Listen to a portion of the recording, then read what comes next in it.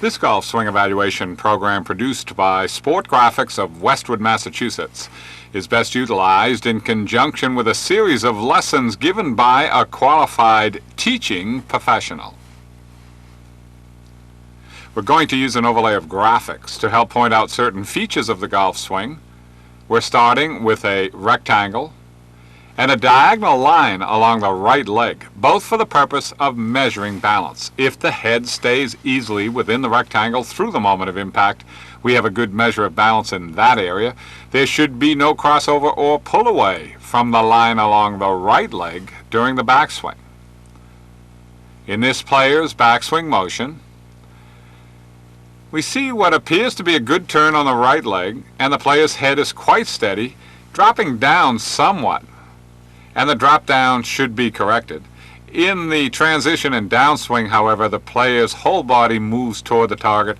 The head is 4 or even more than 4 inches closer to the target at impact than it was at address. He has a lunging motion in the downswing which should be corrected. His head is out of the rectangle in the through swing and finish, which is acceptable. It appears as though the player has a very wide stance, which is contributing somewhat to the forward motion of the body in downswing. Here we're looking at hand action. The player has a cross-hand grip, not the standard. Now we can see that his whole body moves forward during transition and sometimes stops its forward motion before impact, sometimes not. His hand action is very unorthodox, and as long as he does not try to swing too hard, it probably will work quite well for him. Let's look at it once again. This time I think we will be able to stop the hands at and just after impact. A good feature here is the flat left wrist through impact and the bent back right wrist at impact.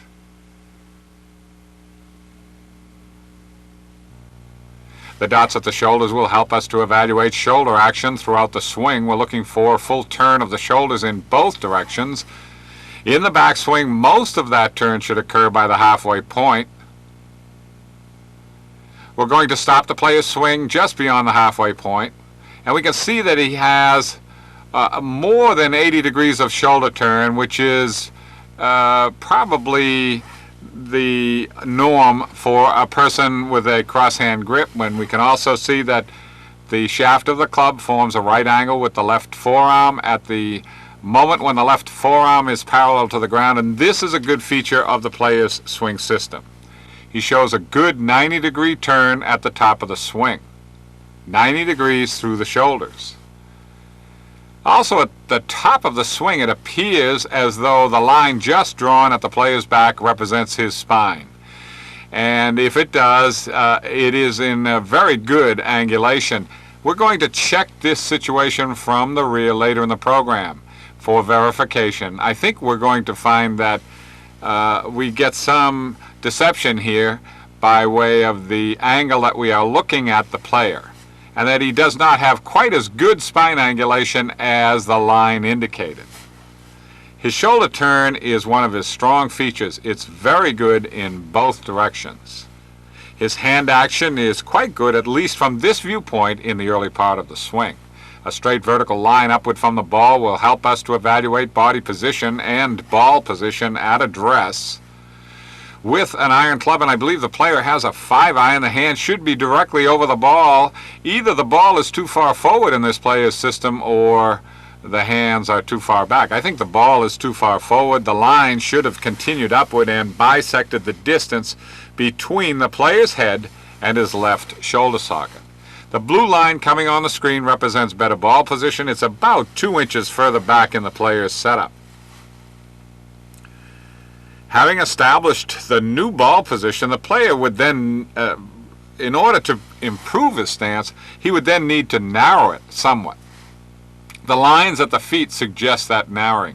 He should also point the left foot downfield another 5 to 10 degrees.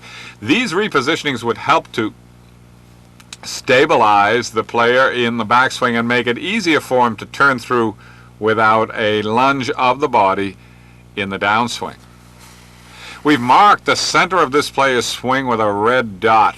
That center being between the two shoulders and under the chin. Now we're going to move the player's swing to the moment of impact where we will remark that same dot. Ideally, the two marks should fall one on top of the other. Here we can see the second mark as considerably forward of and slightly higher than the first.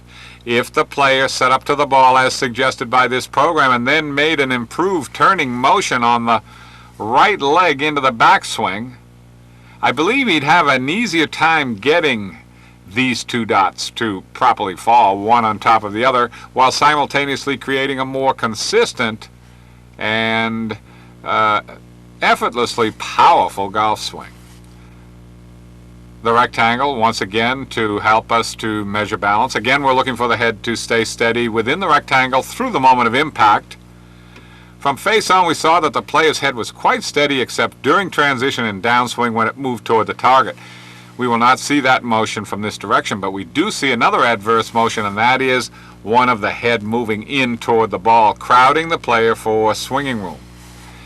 He recovers by way of moving away from the ball in the downswing, but we can see that the recovery is not always possible, and it occurs just before impact. Better that he eliminated the inward motion of the head during the backswing move. His body angles at impact were perfect. His shoulders just about parallel left of target, and his hips turned more than 45 degrees open. 3 dots located at the right shoulder socket, the right knee joint of the ball joint of the right foot should connect with this straight vertical line indicating good alignment and good static balance. We do have a misconnection. The player is uniformly closed to the target line. He should get parallel left. The fact that he is misaligned is not contributing to the misconnection of the 3 dots. He needs to stand a little taller in order to affect that connection. Here we can see the misalignment. The player is definitely aimed well right of target, and he needs to get parallel left. This diagonal line across the top of the shoulders to the ball will help us to evaluate swing plane. Plotting the backswing with blue dots and the downswing with yellow, we should see the 2 lines formed come together at the waist, then follow one on top of the other to the ball. None of the actions of this player's swing should take place to the right side of the evaluation line. The closed nature of this player's stance and his cross-handed grip contribute to an inward move in takeaway and upswing. A reaction to the inwardness and to the closed nature of the stance is a crossover of the club head to the wrong side of the evaluation line, but the player goes through a good transition, gets the club head back onto the proper side of the line, and then establishes a very functional line of descent to the ball. He is operating with separate swing planes, however, and this is difficult in a playing situation. One of his top priorities should be to move these 2 lines closer together. The dark blue line represents the ideal upswing and the reddish line the ideal downswing. Really no change is needed for downswing. In order for the player to move from the light blue line to the dark blue line in takeaway and ascent, he would need to improve his grip and to improve his turn and balance factor. His swing could be described as 2 inward in takeaway and upswing to very correct in downswing. The line at his back represents his spine at address, and it is tilted away from the target, not quite as much as this program suggests, which is represented by the line to the left of the player's image. We have a line at the right hip to monitor hip action once again. We should get a better look at what is happening in the area of the spine in the course of this player's swing system. We'll move his swing to the top and see what happens to the spine in the process. He makes a quite good turn on the right leg, but because he is bent over so much in the upper body, he gets a slight reverse weight. It is indicated by the fact that the right hip is slightly higher than the left, and by the fact that the lower 5 vertebrae are either dead vertical or slightly tilted toward the target. Better posture for this player, especially in the upper body, would help him to eliminate this slight reverse or near reverse weight shift that we witness. And that reverse weighting is what is causing the lunge of the body toward the target in the downswing. He makes a recovery by impact, especially in this swing, so that he has a good 5-degree tilt to his spine at the impact moment. The light blue line representing his spine angle at impact.